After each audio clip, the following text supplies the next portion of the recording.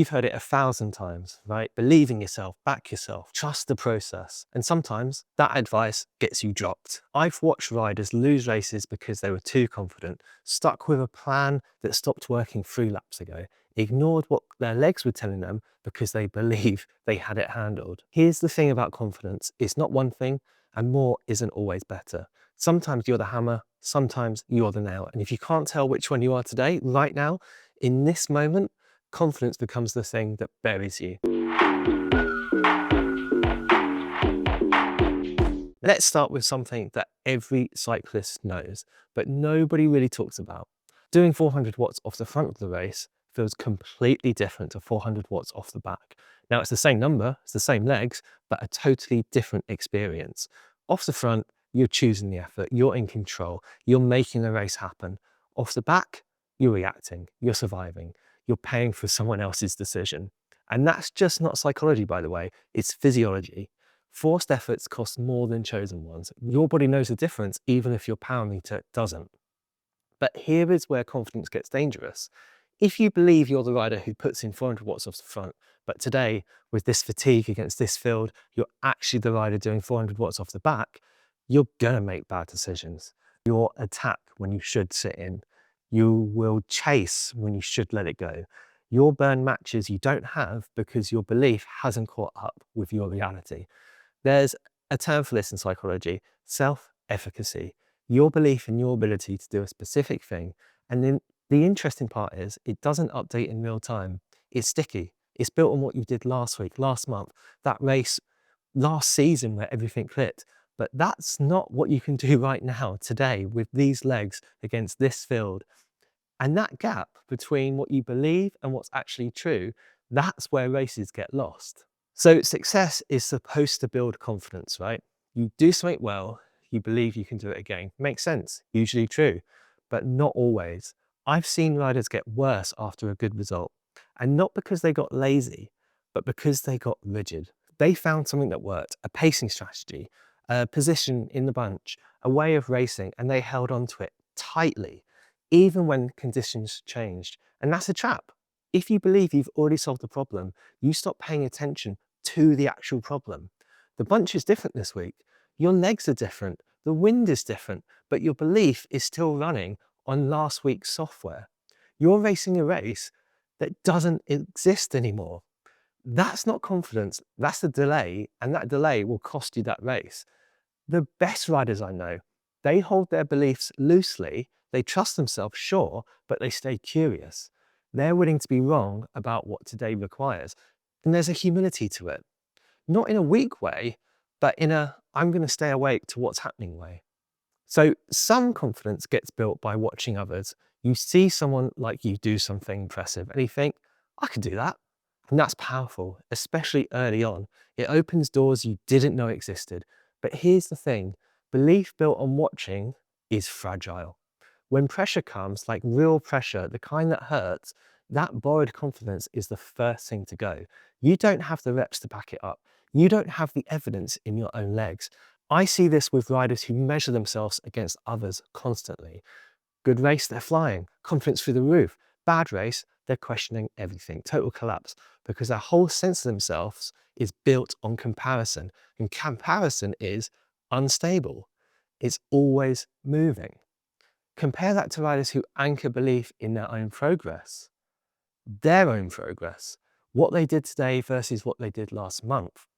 Those riders stay stable. They can have a terrible result and still feel solid because their confidence isn't rented, it is earned.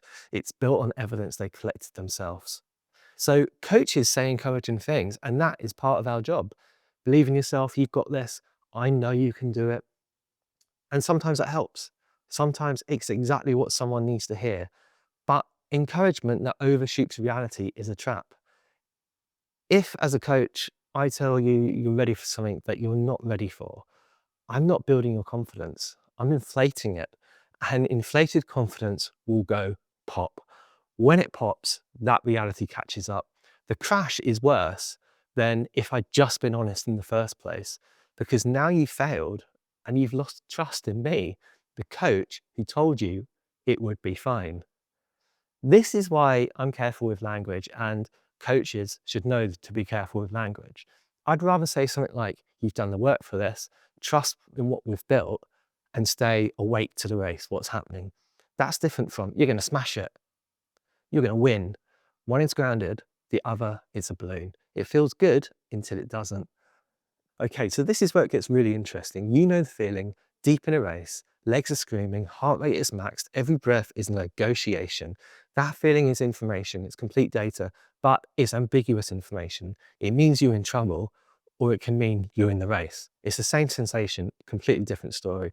And there's actually really good research on this. Athletes who interpret that discomfort as like a sign of capability, like this is what it feels like to be in the race, this is me doing the work, those athletes maintain belief way longer. They stay in the fight. Whereas athletes who feel the exact same sensation but interpret it as a threat, I'm dying, something's wrong, I can't hold this, they lose confidence even when physiologically they're actually fine. I've experienced this. You could have two riders, same watts, same suffering, completely different outcomes because the story they're telling themselves about what that suffering means.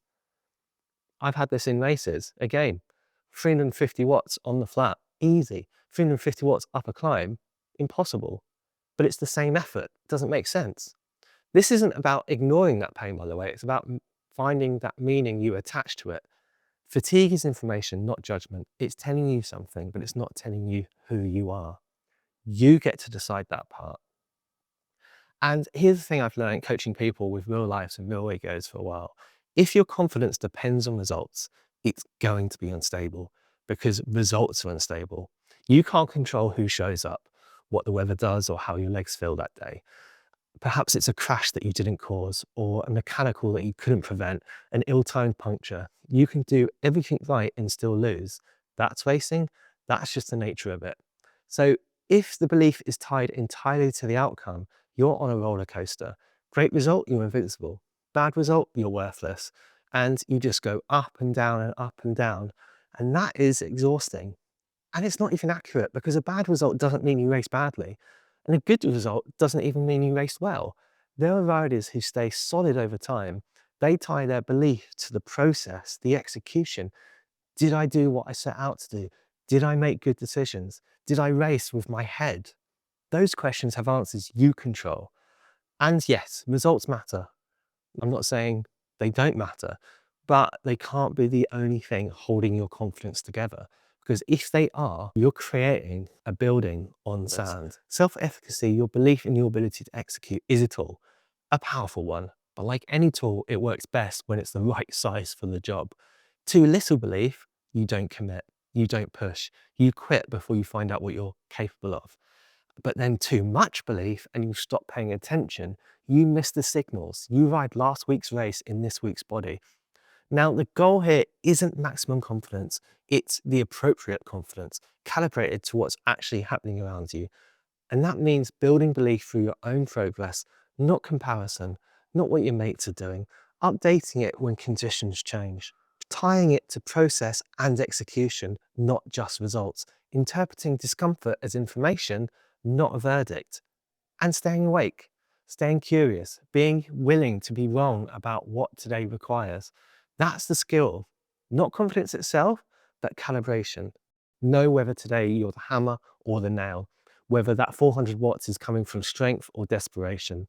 Confidence isn't about feeling good, it's about seeing clearly. And the riders who see clearly, they're still the ones there at the end. So be confident in yourself, but not too much. Saddle up and ride.